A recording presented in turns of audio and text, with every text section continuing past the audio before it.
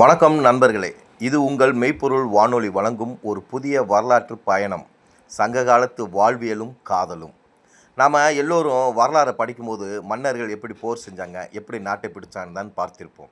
ஆனால் 2000 வருஷத்துக்கு முன்னாடி வாழ்ந்த நம் தமிழ் முன்னோர்கள் போர்க்களத்தில் கூட எவ்வளோ பெரிய மனித நேயத்துடனும் அறத்துடனும் நடந்துக்கிட்டான்னு தான் உலகத்தில் வேறு எந்த இனத்துக்கும் இல்லாத ஒரு பெருமை.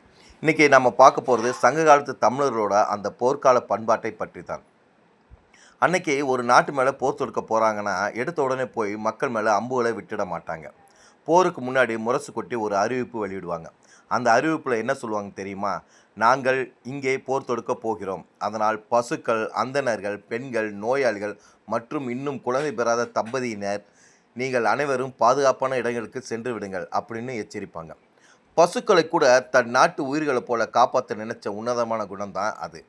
அதே மாதிரி புறமுதுகு காட்டி ஓடுற எதிரியை தாக்கக்கூடாது, கையில் ஆயுதம் இல்லாதவனே அடிக்கக்கூடாதுன்னு போருக்கு ஒரு நியாயம் வச்சுருந்தாங்க. எதிரி நாட்டு வயல்வெளியிலையும் அங்கே இருக்கிற பயிர்களை கூட சேதப்படுத்தக்கூடாதுங்கிறது தமிழரோட எழுதப்படாத ஒரு சட்டம். ஒருவேளை போர்க்களத்தில் ஒரு வீரன் வீர மரணம் அடைஞ்சிட்டானா அவனோட உடலை தகனம் செஞ்ச இடத்துல நடுக்கல் அப்படின்னு ஒரு கல்லை நட்டி வைப்பாங்க.